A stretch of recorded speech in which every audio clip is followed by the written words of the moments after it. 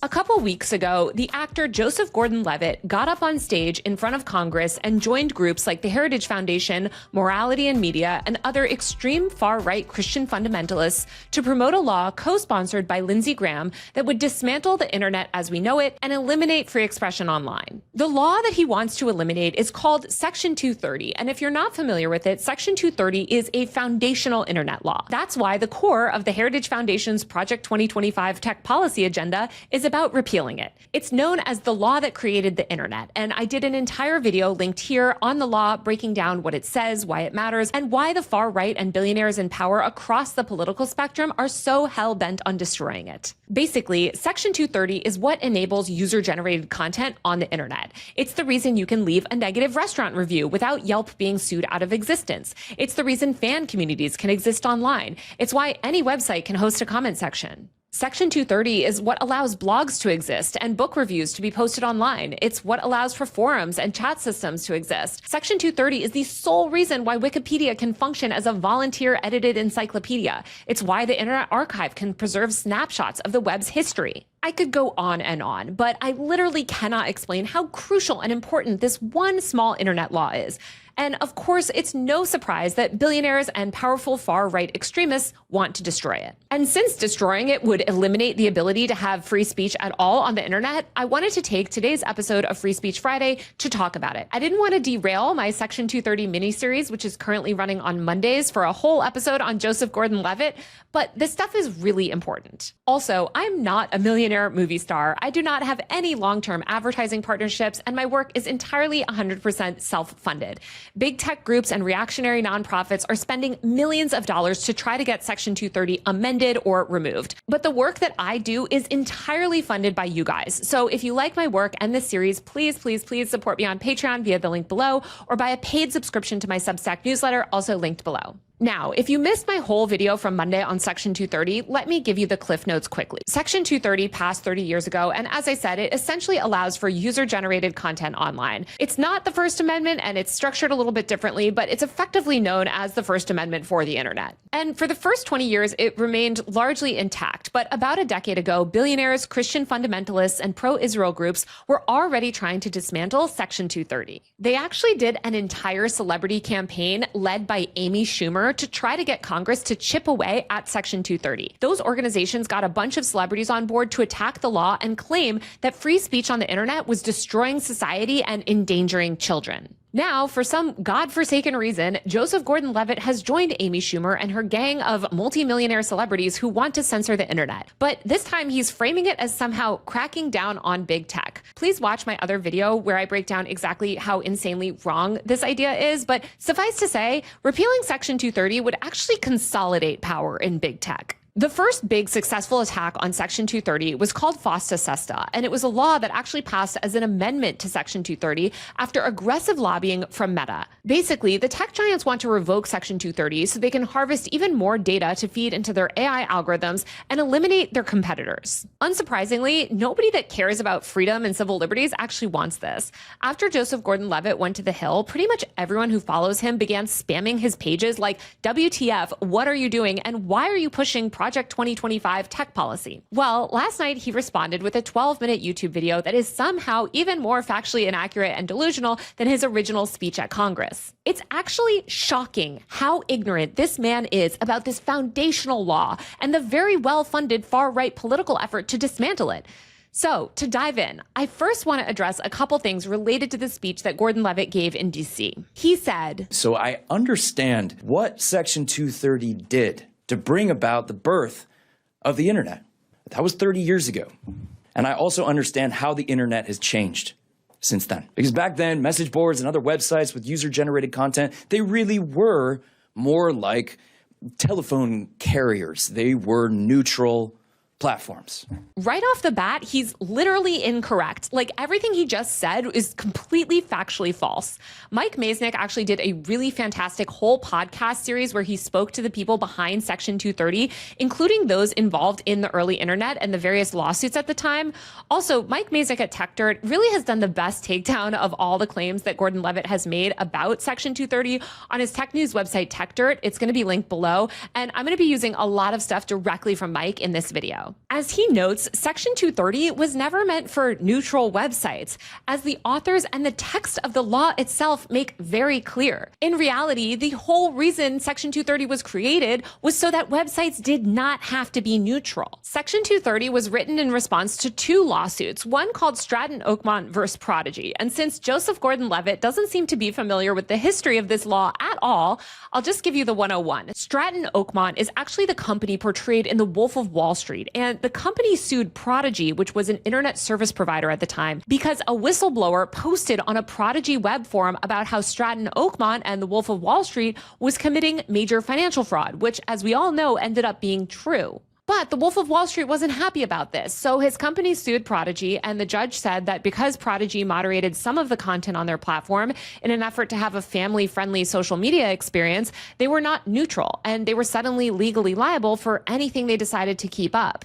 So it's just like, Joseph Gordon-Levitt, please wake up. These were never neutral platforms. From the jump, they were not neutral. And from the jump, these platforms were shaped by algorithms and content moderation decisions. And I think it's so ironic as well that part of the reason Section 230 was written into existence was to protect this whistleblower who was blowing the whistle on Wolf of Wall Street. Section 230 was originally called the Internet Freedom and Family Empowerment Act. And it was never, and I mean never, about protecting platforms for being neutral. It was literally the opposite. It was about ensuring that these very much non-neutral platforms could make decisions related to what they shared, what they didn't share, what they amplified, what they chose not to amplify, without being held liable as a publisher or speaker of that content. As Mike Maisnick writes, this is important, but it's a point that a bunch of bad faith people, starting with Ted Cruz, have been lying about for a decade, pretending that the intent of Section 230 was to protect sites that are neutral.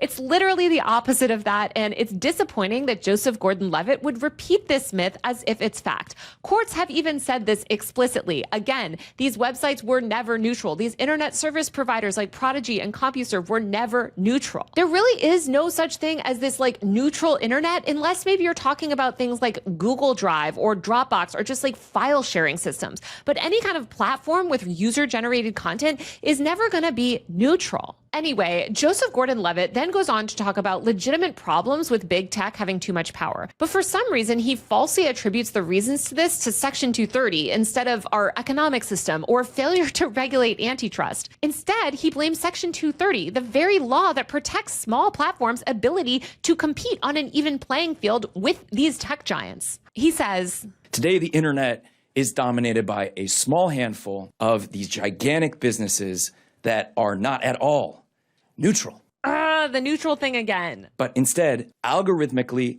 amplify whatever gets the most attention and maximizes ad revenue. By the way, platforms always did that. There was never a day since the dawn of the internet that any of these platforms, including CompuServe and Prodigy, didn't have algorithms.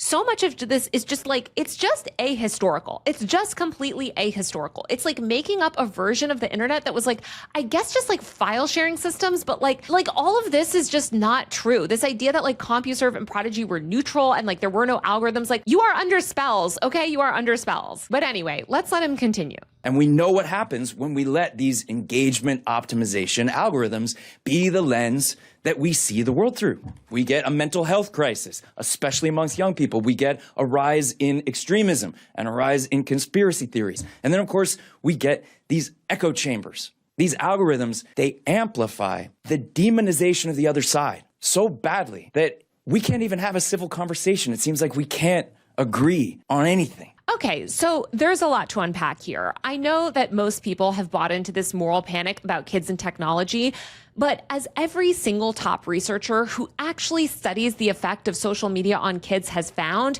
there is simply no causal connection between social media and mental health problems. What they have found is that the youth mental health crisis is being driven by myriad factors, largely economic and societal, and that your mental health status can affect the way you use the internet, but not the other way around. And here's something else you might not know. Studies on echo chambers have actually found that the internet as a whole decreases decreases echo chambers rather than increases them. The studies on mental health broadly as well also show the opposite of what Joseph Gordon-Levitt and the Heritage Foundation's Jonathan Haidt, Barry Weiss, and others seeking to censor the internet are claiming. Even his claims about algorithms being focused solely on engagement aren't true at all. Like, that hasn't been true in years. Initially, companies did use to optimize solely for engagement, but they very quickly realized that doing that made users burned out and stressed, which was actually bad for business because people were spending less time on these platforms. So every single social media platform over the past several years has adjusted their algorithms away from that. So for those keeping track at home, I just want to reiterate, so far, every single claim that Joseph Gordon-Levitt has made in front of Congress and to the media is categorically false, or he's at least significantly misrepresenting it to the point that it's just deeply misleading misinformation. But his biggest and most offensive lie to me is that killing Section 230 would somehow crack down on big tech. Like, this is delusional. And once again, the exact opposite is true. The big internet companies do not need Section 230. As Mike Masnick reports, the real benefit of Section 230 is that it gets unfounded lawsuits thrown out early. That matters a lot for smaller companies and platforms. To put it in real terms, as Mike says, under Section 230, companies can get vexatious lawsuits dismissed for around $100,000 to $200,000. Apparently, it used to only be around $50,000, but things are getting more expensive. That's a lot of money. $50,000, $100,000, a lot of money. But that's survivable for a small platform. Getting that same case dismissed on First Amendment grounds, as almost all of these lawsuits would be if Section 230 went away, would shoot the cost up to somewhere near $5 million as a starting point. Now, $5 million isn't really a huge deal to companies like Meta and Google, who have buildings and buildings full of lawyers. But without Section 230, a single lawsuit over a user's legal speech on a nonprofit-driven platform would destroy the platform and put it out of business. And I think it's hard for people to remember how vast the internet is and how much Section 230 protects. Most of us primarily use these social giants. You're probably watching this on YouTube, and these lawsuits really wouldn't harm those platforms. But removing Section 230 would eliminate protection for things like cancer patient forums, eating disorder support groups, online communities for those struggling with addiction or seeking to escape domestic violence. LGBTQ communities and nonprofit platforms would be eliminated overnight because of legal liability. Revoking Section 230 would literally wipe out the entire indie internet and consolidate all power and all conversation on platforms run by big tech. This is why Meta is literally running ads telling Congress that it's time to ditch Section 230. In 2020, Facebook had its VP of Content Policy publish a big piece explaining how Facebook would like Section 230 to be removed.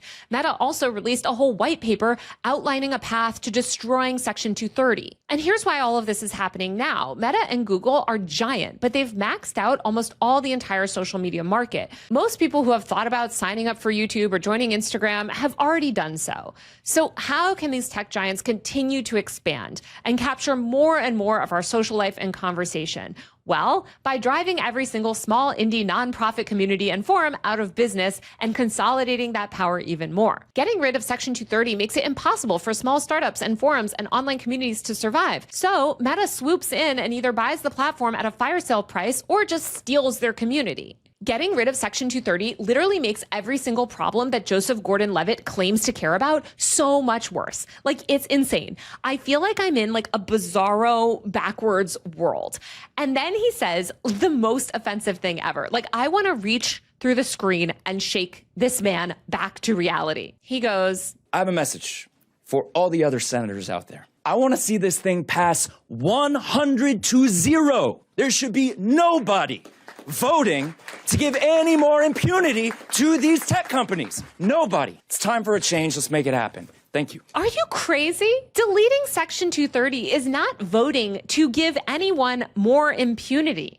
It's literally voting to destroy the internet as we know it, consolidate power in big tech, and enact mass mandatory censorship of all online speech. Oh, also, the big tech companies get to harvest way more data for their AI systems, which we'll dive into later because that's a whole other side of this. So after that disaster on the Hill and the backlash that came, Joseph Gordon-Levitt posted a video yesterday where he triples down on his delusional far-right pro-censorship slop. Once again, Mike Masnick at TechDirt did the best response, and I'm just going to read large parts of it while adding my own commentary. Basically, Gordon-Levitt starts out by saying he actually agrees with a lot of his criticism critics because he wants, quote, an internet that has vibrant, free, and productive public discourse. Except that's literally what Section 230 enables. Without it, you don't have intermediaries willing to host public discourse. You only have giant corporations with buildings full of lawyers who will set the rules of public discourse, which are, of course, dictated by the government. Once again, his entire argument is completely backwards. Then he does this weird sort of like half backtracky thing where he's saying, oh, I actually didn't want to end Section 230. Why are you guys saying that? I mean, yeah, I was calling for the sunset end Section 230 Act, but really I just wanted reform. Here's the first thing I'll say. I'm in favor of reforming Section 230. I'm not in favor of eliminating all of the protections that it affords. I'm going to repeat that because it's really the crux of this. I'm in favor of reforming, upgrading, modernizing Section 230 because it was passed 30 years ago. I am not in favor of eliminating all of the protections that it affords. I feel like I'm losing touch with reality and I was like transported to Mars or something because it's like, brother, are you kidding me? You literally traveled to Washington, D.C., got up in front of United States senators and told everyone how you wanted this bill that revokes Section 230, that literally takes away every single one of those protections that we're talking about, to pass 100-0. You never once said, oh, I just want to reform it. Like, no, that's some complete and total bullshit. You literally said, get rid of this thing. And that's still very much what you want to do. So just be honest about it. Like, seriously, just be honest about it. Enough with this, like, oh, I just want reform. No, you want to revoke it. And I know you want to revoke it because the whole reform Section 230 thing is really just a dog whistle. Because repealing Section 230 was so rightfully politically toxic for so long, for years, extremist far-right groups have been like, oh, no, we don't want to delete it. We just want to reform it. And as TechDirt's own First Amendment lawyer, Kathy Gellis, has explained over and over again on the website, every proposed reform to Section 230 is really just a repeal. Like, that's legally how it functions. So let's just spare all of us the time of like litigating these words. And every single kind of reform requires long, expensive lawsuits to determine if a platform is liable for whatever speech is in question. And in the end, those companies will still probably win because of the First Amendment. This is why Section 230 is often sort of known loosely as the First Amendment for the internet. All Section 230 does is basically make it so you don't have to pay lawyers nearly as much to reach the same result. So literally every reform proposal basically just resets the clock in a way that makes every old court precedent before it just be gone. And all you're doing when you're revoking it is just making these baseless lawsuits against platforms for legal speech cost way, way more. And what's really going to happen, because these companies ultimately can't be fighting these lawsuits all the time unless you're Meta and Google, just the threat of a lawsuit or the threat of potential legal action for legal speech on a website will be enough to just shut down speech and enact mass moderation or shut down the platform completely. Like, if we go along with Joseph Gordon-Levitt's plan for Section 230, say Donald Trump or the state of Israel doesn't like what people are saying online on a platform, they don't even have to go through the whole hassle of suing. They can just threaten to sue. And without Section 230, the platform will just remove the content because they don't want to deal with this expensive lawsuit.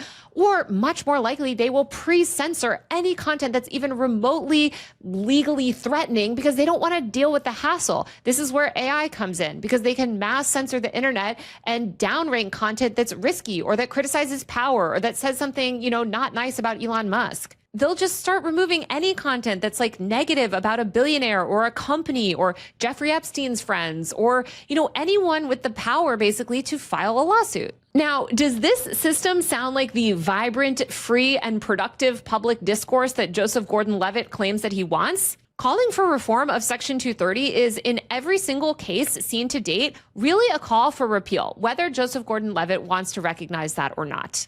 Joseph Gordon-Levitt then talks about his own website. I co-founded an online community called Hit Record with a website with, a community of about like 1 million people when it was the biggest. But oftentimes it's been small. We were a small business. And I completely recognize that if a small business like Hit Record could be held liable for all of the things that anybody might post on a user-generated content platform, we wouldn't be able to afford the legal bills and it could put us out of business. So I really do understand the logic behind Section 230. So he agrees that sites like Hit Record require Section 230 to operate, which makes it even more insane that he's supporting a full repeal, because that's what he got up in front of Congress to call for. He said that senators should vote 100-0 for a full repeal of Section 230.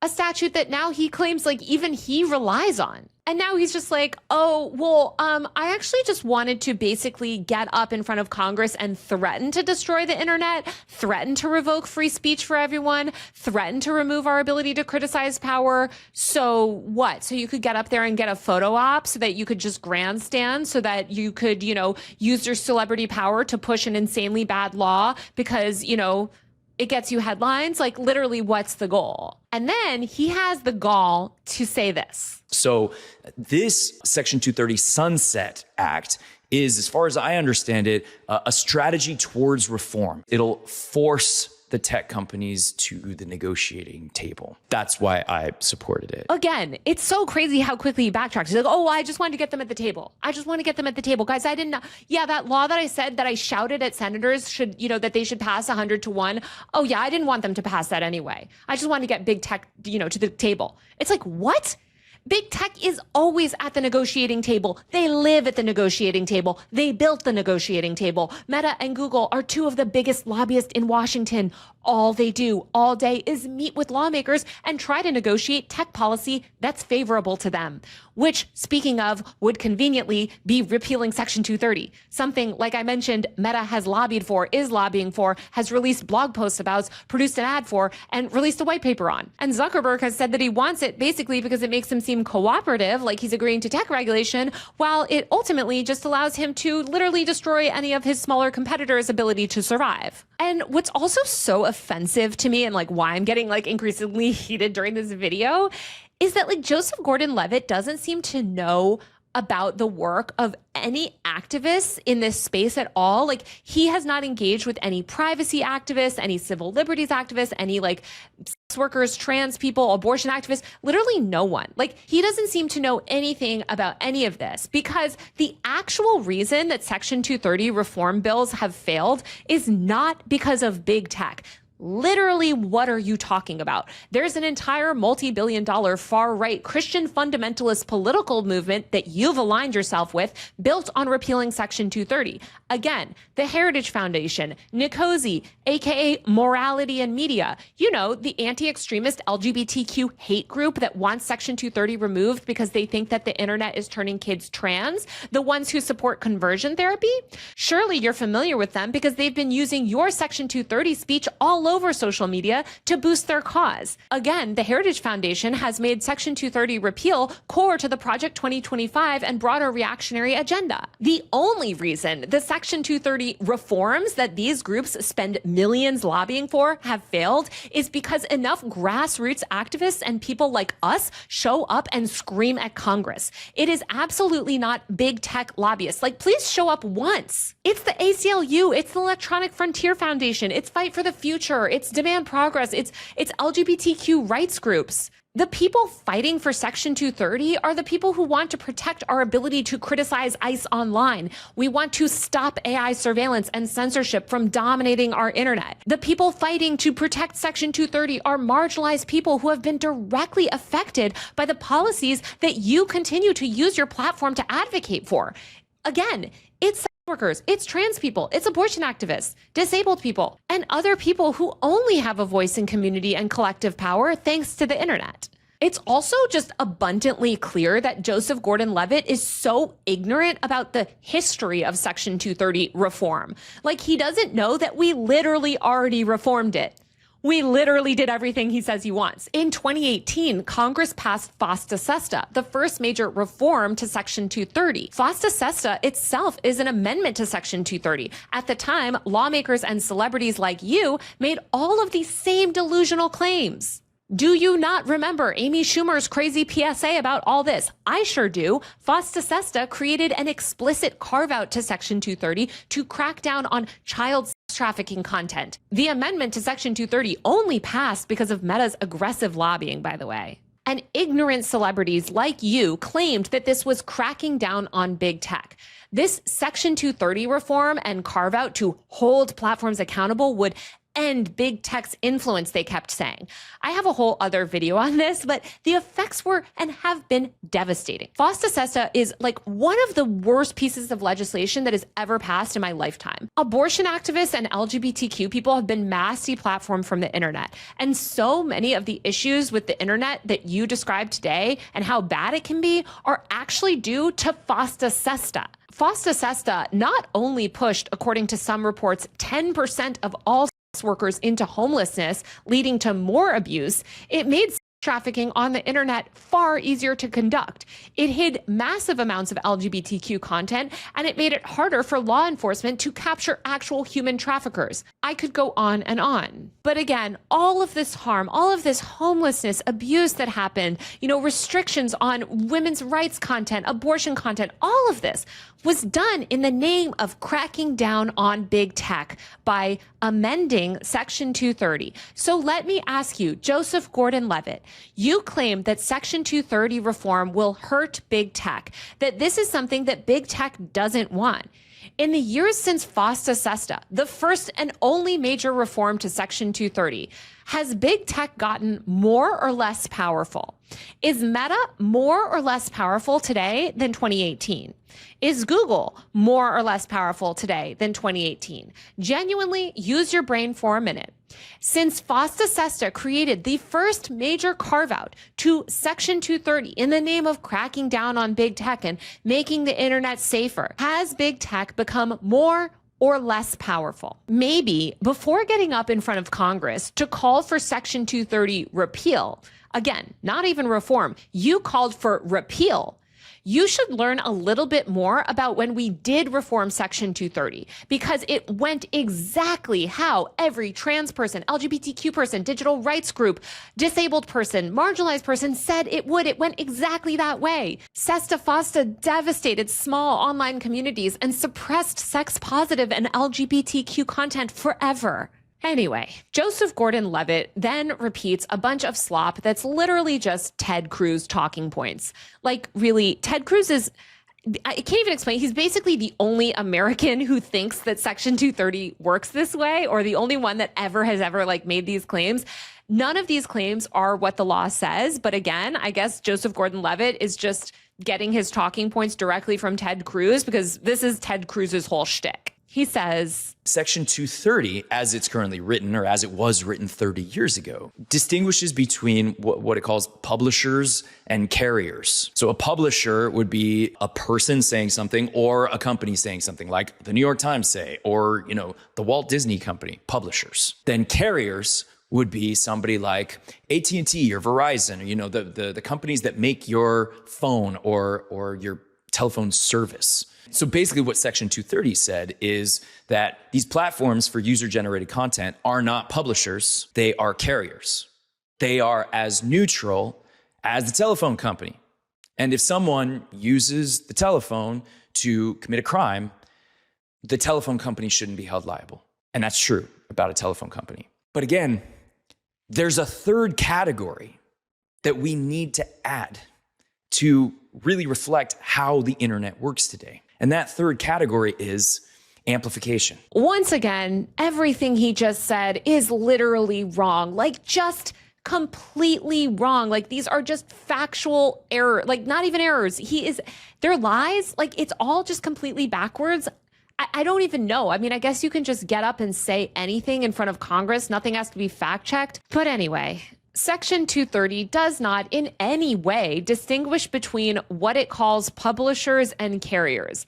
This is this publishers platform myth that somehow people with no understanding of this law like to promote. It's not what the law says. And if you don't believe me, you can literally just go look at the law and read it yourself. It's very short. It never makes this distinction. This doesn't exist. I don't know where this conspiracy, framing came from, but it's not there. As Mike Masnick explains, the only distinction that Section 230 makes is between interactive computer services and information content providers. Now, some people, including Joseph Gordon-Levitt seemingly, will claim that that's the same thing as publishers and carriers. But I'm sorry, it's not. It's actually just not. Those two things do not mean the same thing. Carriers, as in common carrier law, implies the neutrality that Joseph Gordon-Levitt mentioned earlier. So maybe that's what got him confused.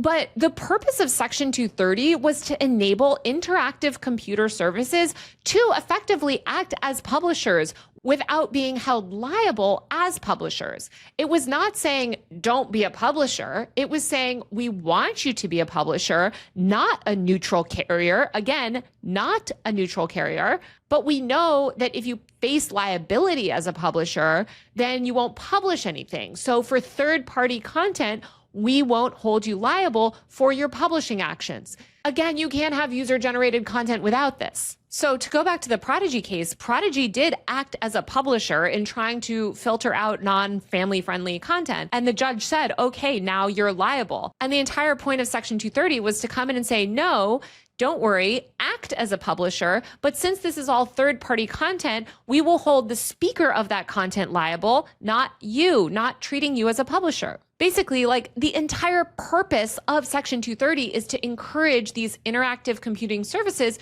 to act as publishers by removing liability for being a publisher. The point of Section 230 is not to say you're a carrier, not a publisher. It's literally just to say you can safely act as a publisher because you won't face liability for content that you had no part in its creation. Basically, Joseph Gordon-Levitt, once again, has it completely backwards. And I feel like he's just like picking up on some of these words and kind of like maybe making his own definitions of them.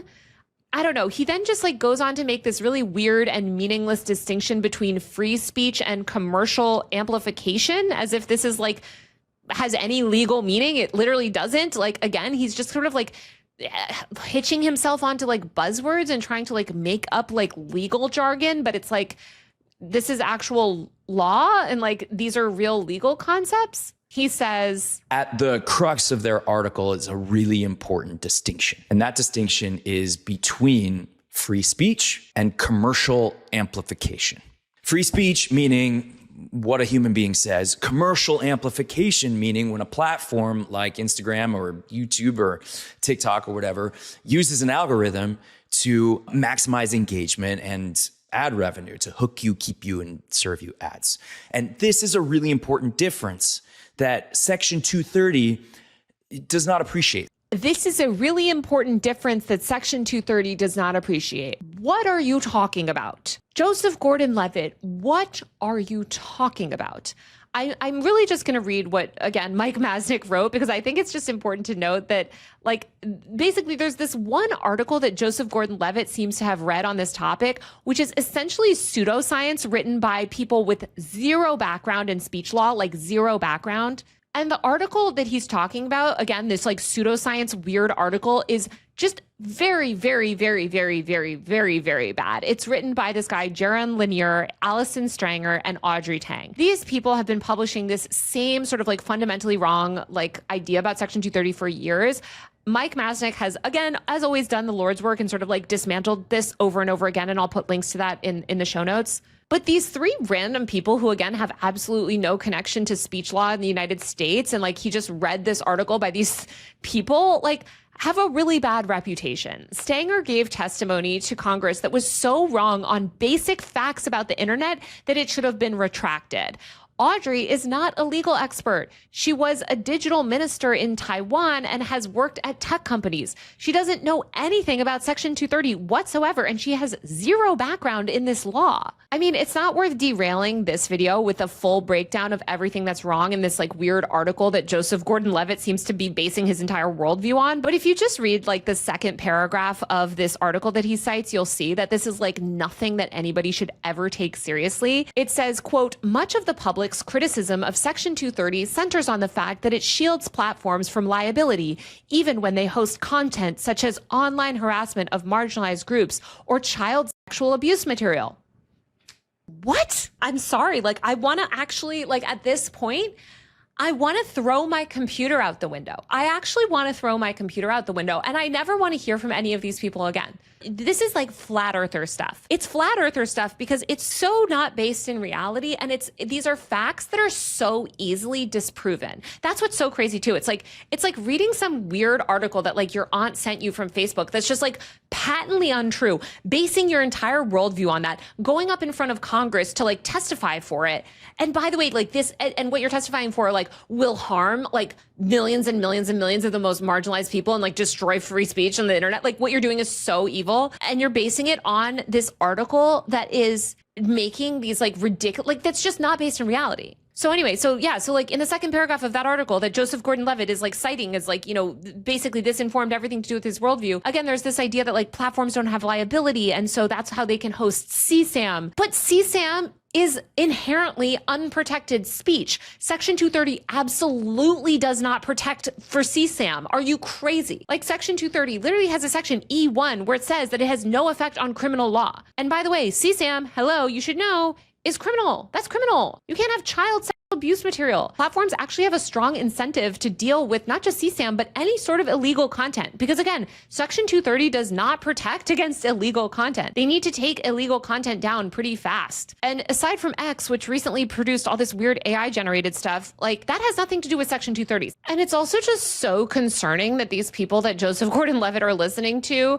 that again are not experts at all and have never been involved on this law in any sort of meaningful way. Like, they're not legal experts, they're not speech experts, and yet they're like talking about how we should revoke all protections for user-generated content because like having those protections is somehow helping online harassment of marginalized groups. Unfortunately, online harassment of marginalized groups is mostly protected speech under the First Amendment anyway. So if Section 230 didn't cover it, companies would still win pretty much every single one of these cases on First Amendment grounds, unless of course it meets the legal threshold for stalking, abuse, etc. But all of this just goes back to the issue of legal costs of lawsuits.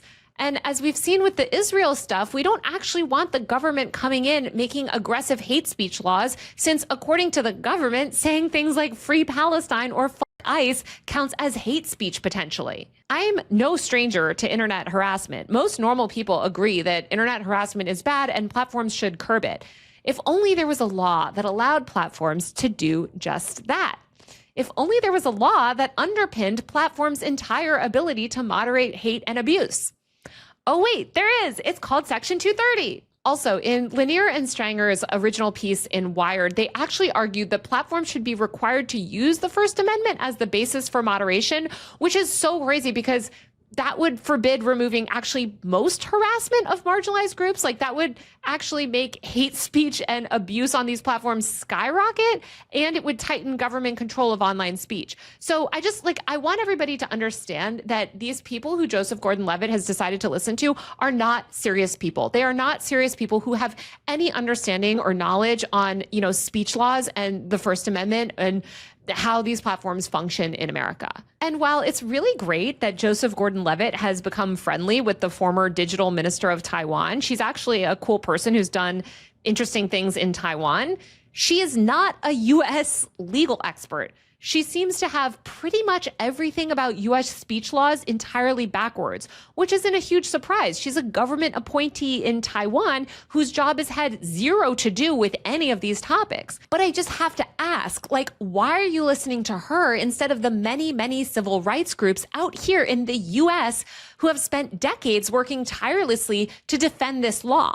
Why aren't you listening to LGBTQ people, disabled people, abortion educators, anti-ICE and anti-surveillance activists who are screaming at you to stop boosting Ted Cruz's delusional talking points and the Heritage Foundation's tech policy agenda?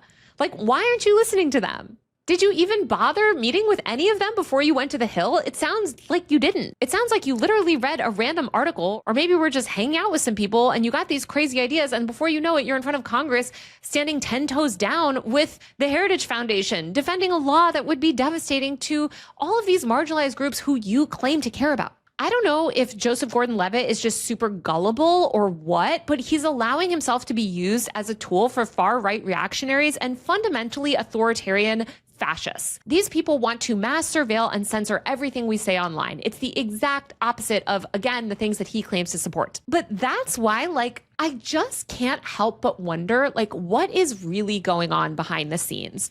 As I mentioned in a previous video, Joseph Gordon-Levitt and his wife, a former OpenAI board member, are heavily involved in the effective altruism movement. Effective altruism is a TESCREAL ideology that is heavily intertwined with the AI world. And what's so insidious, I think, is that a lot of these people in these weird Silicon Valley kind of red-pilled world claim to be very anti-AI. But as I outlined in my video linked here, they're very much not. They basically use the guise of AI safety to push their own reactionary agenda. Just recently, Joseph Gordon-Levitt actually attended a private pro-AI event in Los Angeles at the Science Center, hosted by a far-right Silicon Valley OnlyFans star and Grimes, where apparently, according to people there, he was talking about his tech agenda. I'll say again, I really have no idea what's going on with this man's life and kind of what groups he's hanging out with. But it is interesting that Joseph Gordon-Levitt claims to be anti-AI.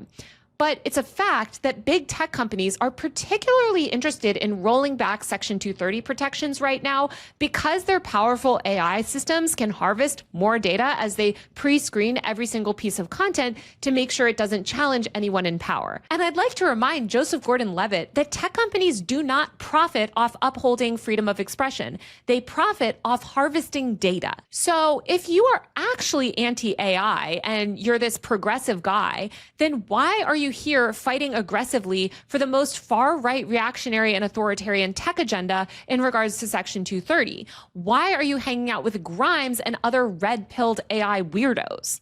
These algorithms you're talking about, they're fed by data. Data that would be a lot easier for companies to harvest if we went along with your tech policy ideas. Which brings me to my final point.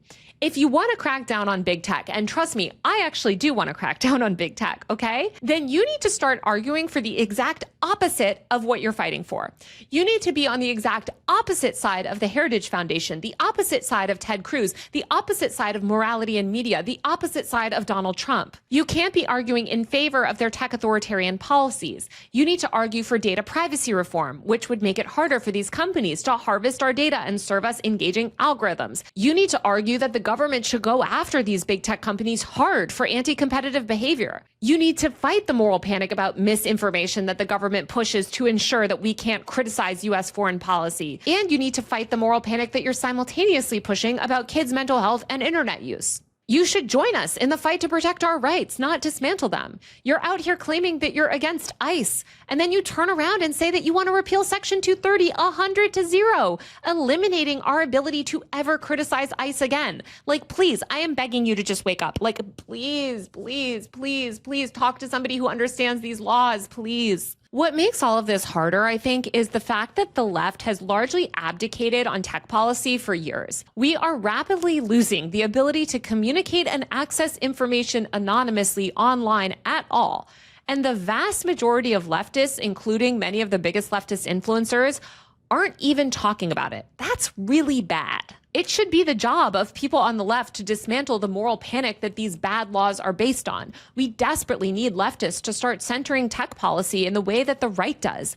It's not just about killing bad AI surveillance laws like the Kids Online Safety Act or age verification efforts, but it's also about protecting things like Section 230, which secure our foundational rights.